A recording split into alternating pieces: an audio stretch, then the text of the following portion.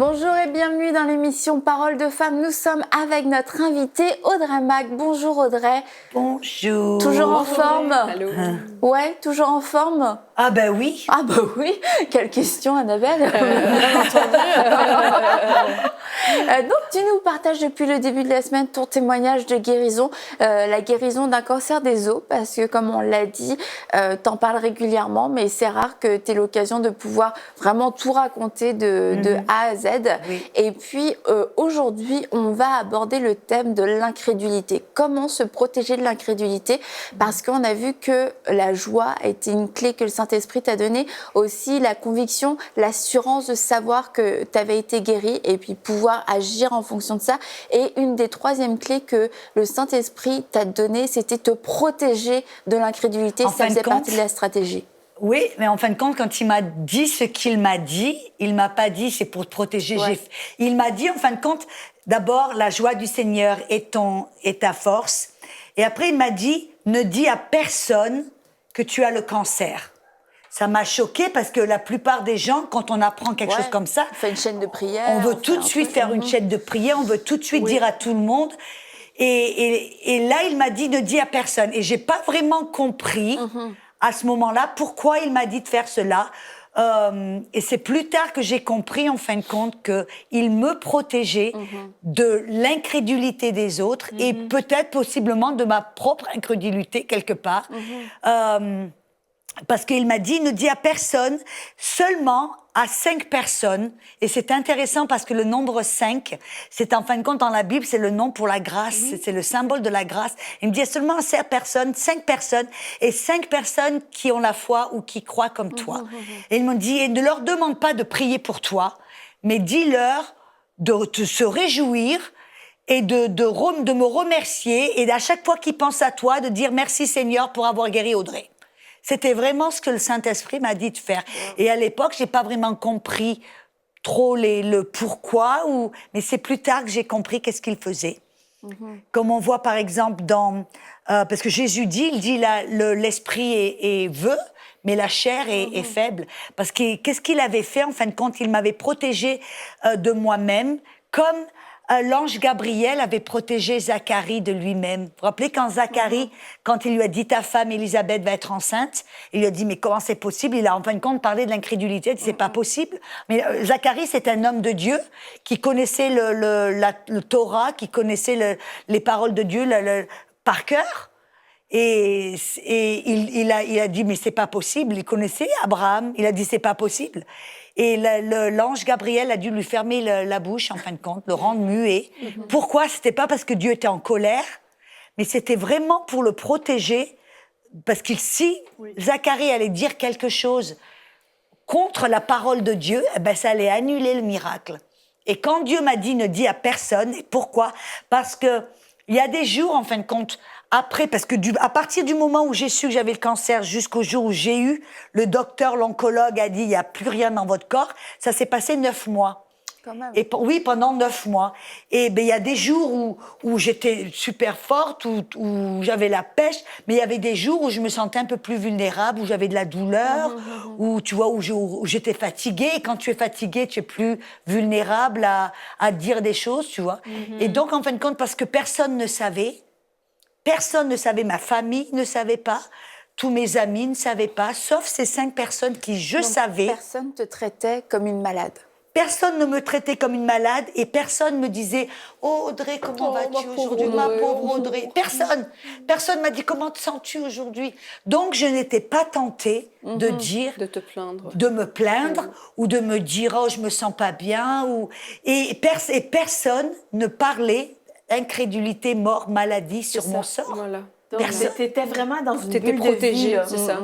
Protégé, le Saint-Esprit m'a protégée de l'incrédulité des autres et m'a protégée de moi-même au cas où je serais un peu plus faible et vulnérable de dire quelque chose. Oui, parce que quand qui même, aurait été, t'as quand même combattu un certain temps des symptômes dans ton corps. Donc, t'aurais Exact, pu pendant 9 mois. totalement tomber dans le piège de la victime et tenter de juste te plaindre ou juste déclarer Parce ce que que la tu sens. Bible dit la vie et la mort sont au pouvoir de la langue. Ouais. Regarde, je peux des fois, quand tu es un peu ton esprit, tu crois, mais des fois, tu peux être un peu vulnérable et dire quelque chose, tu vois, qui serait pas selon la volonté de Dieu. Et ça, et je vois, c'est important, c'est des années plus tard que j'ai compris, en fin de compte, ce que le Saint-Esprit avait fait en me protégeant des paroles, de mes paroles ou des paroles des autres. Parce que j'ai découvert plus tard dans la Bible que Jésus a fait la même chose.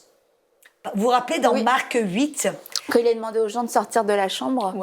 Oui, par exemple, ça, quand il voulait protéger, ressusciter cette petite fille, et il a emmené les parents avec lui, Pierre, Jacques et Jean, et tout le monde, hop, il les a mis dehors. Pourquoi? Parce que les gens se disent, oh, parce qu'il est capricieux, il fait les choses pour rien. Non, il a fait ça, pourquoi? Parce qu'il voulait, afin de faire un miracle, Jésus a dû se débarrasser de l'incrédulité. De la même chose dans Marc 8, quand il a amené, c'est intéressant, un aveugle hors de la ville de Bethsaïda. Jésus était un homme occupé quand même. Il perdait pas de temps pour faire des choses pour n'importe quoi. Mais il a pris du temps à prendre cet aveugle par la main et ils ont marché pendant un bout de temps pour sortir de la ville. Pourquoi? Parce qu'on découvre plus tard, je crois que c'est dans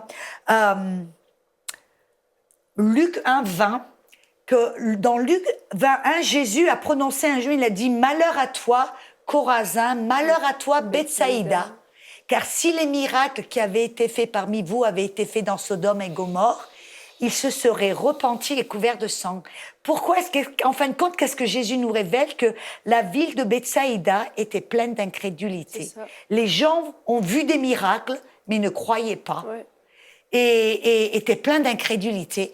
Et en fin de compte, pour que Jésus, le Fils de Dieu, ait pu faire un miracle, qu'est-ce qu'il a dû faire? Il a dû faire sortir cet homme hors de cette atmosphère d'incrédulité afin de pouvoir guérir cet homme. Et à la fin, il lui a dit, ne retourne pas dans la ville et ne le dis à personne. Pourquoi? Parce que si cet homme que Jésus avait guéri était retourné dans la ville, dans cette atmosphère d'incrédulité, ou aurait parlé à des personnes qui étaient remplies d'incrédulité, il aurait pu perdre son miracle. Et les personnes à qui tu as parlé, est-ce qu'elles ont été un réel soutien après pour toi? J'ai une amie que vraiment je savais que Dieu nous avait, une personne que Dieu m'avait connectée, c'est une femme pleine de feu, pleine de foi, qui maintenant, en fin de compte, est une de mes meilleures amies et une des personnes qui prie pour mon ministère le plus. Je savais qu'elle était pleine de foi, que c'est une personne de foi, donc je savais que quand elle pensait à moi, elle déclarait avec foi, elle parlait, elle priait, pas « Oh Seigneur, s'il te plaît, guéris-la », mais elle dit « Seigneur, merci de l'avoir guérie ». J'ai des amis avec qui j'étais en école de mission, qui étaient des personnes pleines de foi. J'ai un pasteur que je connaissais pareil. Donc, c'est 5 personnes à qui j'ai parlé. Un ministère de la parole aussi, qui est un homme de foi, et un prophète aussi, qui est un homme puissant. Et donc, je savais que ces personnes comprenaient à chaque fois qu'elles pensaient à moi, elles disaient, elles m'ont pas téléphoné toutes les 5 minutes, non. Mais si le Seigneur leur amenait mon visage, ou leur appelait, qu'est-ce qu'ils faisaient? Merci, je te remercie, Seigneur, que tu as guéri Audrey Mac. Et quand j'arrivais si je leur parlais au téléphone ou quoi, c'était pas comment tu vas Audrey, tu vas bien, c'était Alléluia Seigneur, on est en train de voir merci Seigneur pour Audrey, pour son miracle. C'était l'attitude de foi. Et est-ce que ça peut sembler secondaire, mais je pense que ça peut quand même être un frein dans cette façon de faire, de se dire qu'est-ce que les gens vont penser, qu'est-ce que ma famille va penser si je ne leur dis pas. Et dans ton cas, à toi, peut-être que ça ne s'est pas posé parce que le Saint-Esprit a été très clair avec toi, t'en parles pas. Donc, soit t'obéissais au Saint-Esprit, soit t'obéissais pas. Mais quelquefois, on a conscience qu'on devrait se protéger de l'incrédulité, mais on a aussi peur de blesser les gens en ne leur disant pas. Est-ce qu'il y a des gens qui t'en ont voulu après de ne pas leur avoir dit ce que tu traversais à ce moment-là? Je crois que la mère de mon mari, ma belle-mère, elle a été offensée. Elle a été parce que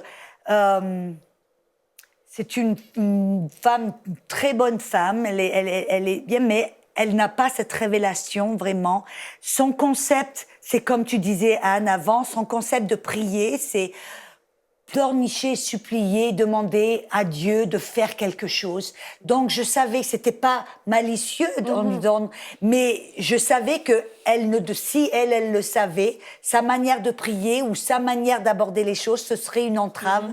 Et donc après, elle a été, son attitude aussi envers moi a été un petit peu dure parce que elle s'est sentie un petit peu mise hors à part et elle s'est sentie un peu écartée et elle s'est sentie en fin de compte elle s'est sentie attaquée dans sa spiritualité. C'est comme si tu lui disais je te fais pas confiance Voilà. en quelque sorte. Mais est-ce que je sais pas comment bien le formuler, mais c'est possible. est-ce que ça en valait la peine de Moi, faire ce choix? Je vois encourager les gens parce que le fait, c'est que Jésus, je suis persuadée, quand il a mis tout le monde dehors, il y a des gens qui ont été offensés.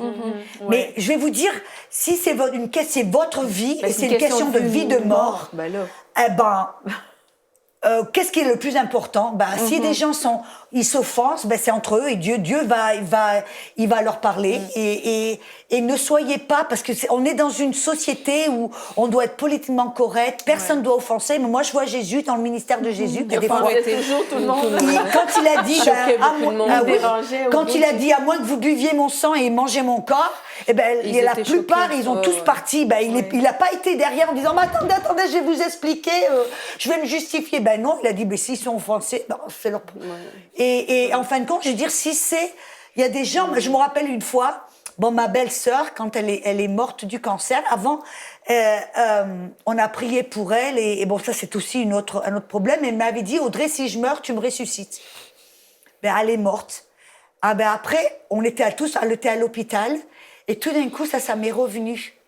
Et je me suis dit, Audrey, Johnny, elle t'a demandé de la ressusciter si elle allait mourir. Et tout d'un coup, j'ai pris sa fille, qui est ma nièce, avec qui je suis très proche. Je l'ai fait, j'ai dit, Courtney, est-ce que je peux te parler? Je vais sortir dehors, j'ai dit, je peux te dire, ta maman, elle m'a demandé, elle me dit, si je meurs, je veux que tu me ressuscites. Prie pour moi. Et je lui dis, qu'est-ce que tu veux faire? Elle me dit, oui, on le fait. Mais malheureusement, dans la pièce, il y avait ma belle-mère, il y avait son mari, et il y avait mon mari. Je savais que mon mari, il n'y aurait aucun problème. Je savais que Courtney, elle était d'accord. Je savais que moi, j'étais prête à le faire. Mais les autres personnes n'étaient pas...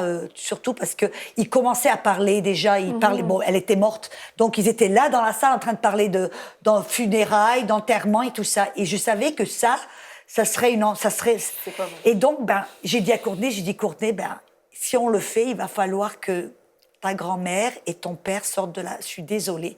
On l'a fait. Ça a été une bataille. Ils ont été pendant des jours et des jours, mais alors vraiment offensés. Et ma belle-mère, elle m'en a voulu. Elle était vraiment, ça a été une autre bataille. Moi, j'ai dit, si tu veux faire la volonté de Dieu, des fois, il faut faire des choses qui vont offenser les gens. Il ne faut pas être méchant, on n'a pas besoin de le faire d'une manière méchante ou pour offenser les gens, mais le fait est que des fois les gens vont être offensés. Et c'est ce qu'on a dû faire. Après, on a essayé de ramasser les morceaux, on a essayé de faire en chose que... Mais ça aussi, parce qu'on parle de se protéger de l'incrédulité et de notre propre incrédulité aussi, mais ça, je pense que c'est vraiment un autre point, pas de se protéger des gens, mais de savoir prendre position. Et c'est pas ça, comme tu dis, c'est pas qu'on fait les choses pour choquer, pour provoquer, mais qu'il faut savoir prendre position si ça va être bénéfique pour ma guérison, si c'est nécessaire à ma guérison que je puisse m'isoler, que je puisse en tout cas m'isoler de certaines personnes, de certaines circonstances, de pas avoir cette peur de le faire et tu peux le rajouter dans tes clés. Je crois qu'il y a aussi, tu sais, il y a la différence entre la crainte de Dieu et la crainte de l'homme. La Bible dit dans Proverbe que la crainte de l'homme, c'est un piège. Et si le Saint-Esprit m'a dit, fais ça, si j'allais dire à tout le monde, ou à aller sur Facebook faire une chaîne de prière ou quoi que ce soit, j'aurais désobéi, j'aurais eu la crainte de l'homme plus que la crainte de Dieu. Et si le Saint-Esprit vous dit, et vous savez même au travers de la parole ou que vous savez que vous devez vous protéger de l'incrédulité, c'est ce qu'il faut faire. Et vous dites, Dieu, je vais t'honorer. Dieu, je vais t'honorer ce que tu me dis, Saint-Esprit, plus que plus que l'homme. Mais les gens ne sont pas les ennemis, il ne faut pas se tromper non plus. Non. On se trompe pas d'ennemis. J'écoutais, ça fait quelques semaines, le récit d'un père comme ça qui a sa fille adolescente a fait une chute mortelle et ils sont descendus en bas de l'immeuble et puis la fille était morte. Et sa femme commençait comme ça à être très incrédule, très négative, enfin dans la panique. Vous voyez comment une mère peut être. Et lui, il voulait prier pour la ramener à la vie et il l'a fait, mais il a viré sa femme avant. Il lui a dit, chérie, si t'es pas avec moi pleinement là-dedans, tu t'éloignes. Tu t'en vas, tu t'éloignes. Et puis il a prié, la petite est revenue à la vie. Oui. Et puis ça nous positionne aussi, cette émission-là, parce que tout le monde n'est pas en train de passer par ce genre d'épreuve de la maladie, mais ça nous positionne pour être un bon compagnon de foi, Aussi. pour faire partie de ces partenaires de foi qui vont faire la différence, parce que par contre, on en a tous des personnes autour de nous qui passent par des combats au niveau de la maladie. Comment on va pouvoir les aider? Toi, tu as dit... on pense à cette personne-là, commencer à déclarer. Et ça, c'est vraiment puissant parce que tu as des gens qui sont en train de parler la vie sur toi et qui n'étaient pas juste en train de te dire « Oh, Audrey !» Exactement. Il y a aussi, c'est important, c'est qu'il y a ce concept, des fois, on se dit, le plus de personnes vont prier pour moi, le mieux c'est. Ben non. Comme, en fin de compte, c'est... Donc, ça sort du cœur. Je dis non, ça c'est un mythe. Je préfère, Tu t'en prends une qui a vraiment la foi et la pêche, ça vaut mieux que toute une église qui ne croit pas. Tu sors les paroles de ma bouche, c'est exactement ça. Je préfère avoir 2 personnes qui vont, ou c'est 5 personnes qui vont prier ou qui vont déclarer avec foi et que 1000 personnes, parce que dans 1000 personnes, tu vas peut-être en avoir 850 qui prient. Si tu as de la chance, il y en a 150 qui ont la foi. Voilà, mais tu vois, il y a toujours des personnes qui vont parler, qui vont dire des choses, qui vont être plus un problème que la solution. Qui vont prier sans la foi. Il y a un problème aussi avec le fait, quand il y a trop de gens qui sont au courant de notre situation, c'est que là, après, les gens vont aux nouvelles. Et qu'ils veulent nous faire parler. J'ai remarqué qu'il y a des gens qui veulent nous faire dire des choses qu'on ne veut pas dire, comme quand on va chez le médecin. Et c'est comme si on parle la mort pendant tout le temps de ce rendez-vous-là. Et c'est comme s'il y a des gens qui se disent « Ah, mais t'es malade, t'as quelque chose? Ah oui, mais je sens que ça va pas trop. » mauvaise mine. Oui, mais comment ça va? Parle-moi. Et là, c'est comme... Ça donne... l'opportunité, ça ouvre une porte pour parler la mort. Et dans ton cas, dans le cas de ton témoignage, ben ça t'a protégé, comme on disait plus tôt, ça t'a gardé dans une bulle de vie. Et c'est important de protéger cette bulle de vie. Donc, en effet, oui, c'est moins de personnes qui connaissent ma situation. Le moins de personnes vont s'informer, vouloir me prendre en pitié. Exactement. Et puis aussi, c'est que ça nous fait tomber dans un piège si des fois on est tenté d'aller dans le côté de la pitié. J'aime ça avoir la pitié des gens ou j'aime ça avoir l'attention. Certaines personnes aiment l'attention que la maladie procure. Bien sûr. Mais vraiment, moi, je l'ai vu à maintes reprises dans C'est l'Église. pour ça que Jésus, tu te rappelles, c'est l'homme qui était près de la piscine de Bethesda. Jésus lui a posé une question intérieure. Il dit, est-ce que tu veux être guéri? Veux-tu vraiment? Veux-tu vraiment être guéri? Parce qu'il y a des personnes, je me rappelle toujours, il y a des personnes, et on touche à quelque chose d'autre là, mais je me rappelle, dans mon église, il y avait un monsieur qui avait le cancer aussi, et je suis allée vers lui, et lui demander si je priais. Et quand il m'a parlé de son cancer, c'était comme si je touchais son petit... son identité, c'est ça. Carrément. Ah ouais, et son petit joujou. C'est sa raison d'être intéressant. Voilà. Wow. Et c'est des gens qui te disent oui, je veux être guéri, mais dans leur cœur vraiment. Leur maladie ou des fois quand tu vois quelqu'un qui te dit oh, j'ai le cancer. C'est pas simplement j'ai le cancer, c'est j'ai le cancer. C'est presque qu'ils veulent t'impressionner parce que là, maintenant, je vais avoir non seulement l'attention, la sympathie, peut-être l'admiration. Il y a tout un tas de trucs qui viennent avec ça, où on doit, si vraiment on veut être dans la foi, on doit se débarrasser de ce dehors d'incrédulité, de voir la maladie comme notre ami, notre identité, ou pour la façon, parce qu'il y a des gens, comme tu dis, c'est le seul moment où ils vont recevoir de l'amour, de l'émotion, de l'attention. Et ils ont du mal à s'en débarrasser de ça. Ça, c'est Et tout d'un coup, très fréquent. Ah oui. Mais moi, j'étais allée une fois à une conférence de l'AIMG et l'orateur a fait un appel. Est-ce qu'il y a des personnes dans cette salle, vous êtes malade, vous ne voulez pas être guéri? J'étais là, mais il a un problème ou quoi? Pourquoi il demande ça? Non, mais je comprenais même pas qu'on fasse ce genre d'appel. Il dit, vous voulez pas être guéri pour telle et telle raison. Une des raisons dont je me souviens, c'était parce que vous avez des rentrées financières à cause de cette maladie. Et vraiment, je me suis dit sur le coup, mais qu'est-ce qui lui prend de dire ça? Les gens malades, ils veulent être guéris. Et on est dans une conférence de guérison. Et là, il y a plein de gens qui se sont levés. J'étais, c'est dingue. Qu'est-ce qui se passe? Wow. Et oui, j'étais vraiment choquée dans tous les sens en fait, à française et québécoise, parce que je me suis dit, on est dans une conférence de guérison et pour différentes raisons. Tu te dis, il y a des gens qui se déplacent, des orateurs qui se déplacent pour venir prier pour toi et qui se mettent avec toi dans la foi pour croire que tu vas être guéri. Et puis on impose les mains, on prie, etc. Et tu vois plein de gens qui se lèvent et qui... Bon, c'était une bonne nouvelle, ils se levaient parce qu'ils voulaient se repentir, hein, d'accord? Mais moi, ça m'a vraiment choquée de me dire, OK, ça reflète aussi l'état de cœur de certaines personnes. Je ne dis pas de tout le monde parce qu'il y a des gens qui souffrent et qui veulent être guéris.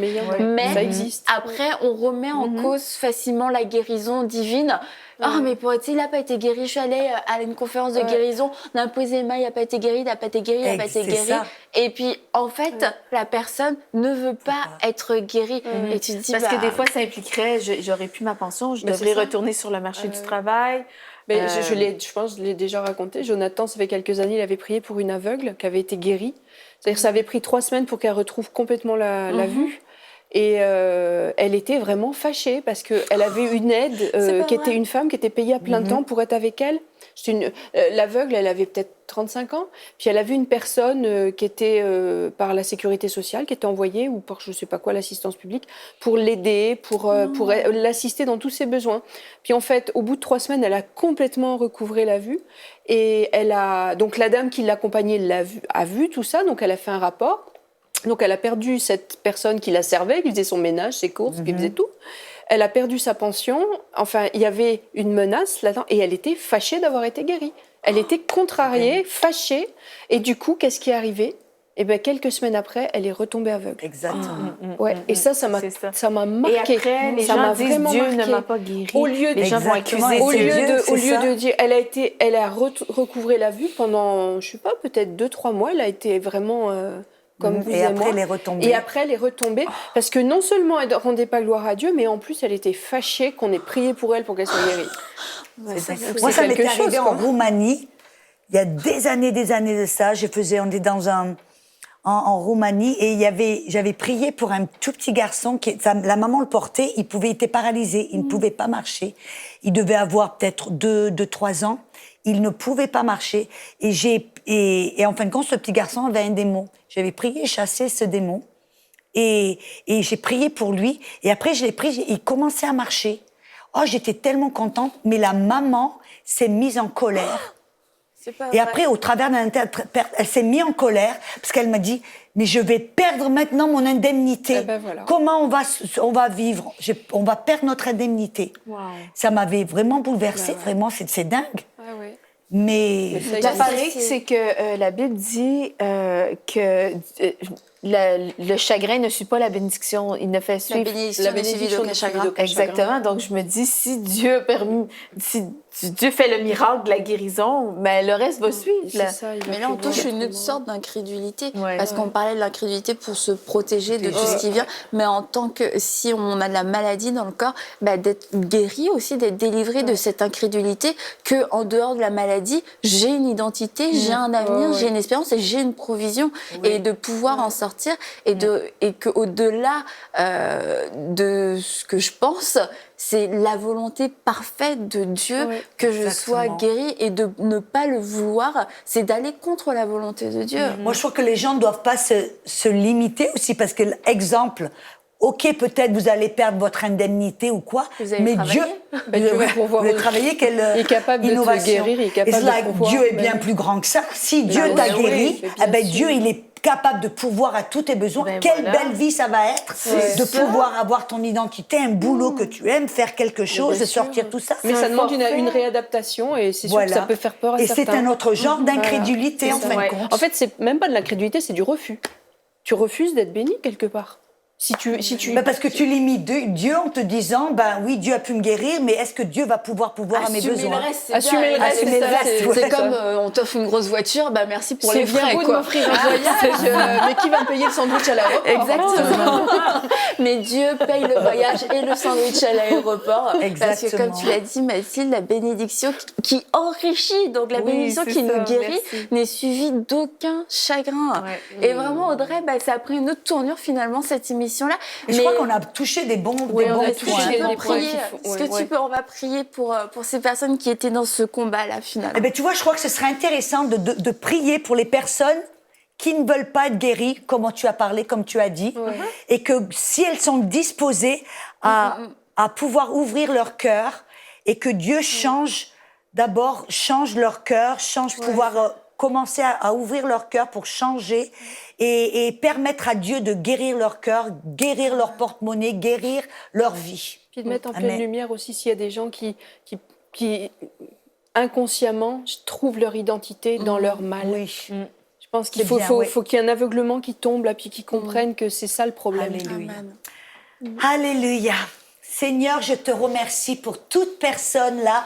Nous déclarons et nous pensons que ce que nous avons partagé aujourd'hui, c'était par la direction du Saint-Esprit, parce que le Saint-Esprit vous voit, vous, dans votre salon, derrière votre télé ou ordinateur. Il sait ceux d'entre vous qui peut-être refusent d'être guéris par la peur de perdre quelque chose, une identité ou des subventions ou quoi que ce soit. Alors je prie, Saint-Esprit, je prie d'abord que vous puissiez ouvrir votre cœur. Soyez disposés à vous humilier devant Dieu et de fléchir le genou en disant, Seigneur, ta volonté soit faite, pas la mienne. Et si, Seigneur, change mon cœur, aide-moi à accepter ta volonté, car ta volonté, c'est que je sois guéri, que je sois béni et que je sois une bénédiction pour la société. Alors Seigneur, je te remercie que c'est toi, que toute personne là, derrière leur télé, leur ordinateur, puisse voir la vérité, recevoir cette vérité et choisir la vie, car Jésus est venu pour nous donner la vie et la vie en abondance. Alors je prie pour que vos cœurs soient touchés, vos oreilles soient ouvertes, vos yeux puissent voir tout ce que Dieu a pour vous, cette vie abondante, esprit, âme et corps, car Dieu veut vous bénir. Et nous déclarons ça au nom de Jésus. Amen. Amen. Alléluia. Eh bien, merci beaucoup, mesdames, pour cette super émission. Et on se retrouve demain pour une émission, la dernière avec Audrey, où elle nous partagera comment elle a vécu ces 9 mois de façon très concrète, comment elle est entrée dans le repos aussi, de savoir qu'elle était guérie. Donc, ne manquez pas ça, ce sera le clou final à cette super semaine. Et on priera aussi pour vous qui luttez avec la maladie, qui avez reçu des diagnostics. Nous allons prier pour vous demain et on croit que Dieu va agir. Alors on se dit à demain pour une prochaine émission de Paroles de Femmes.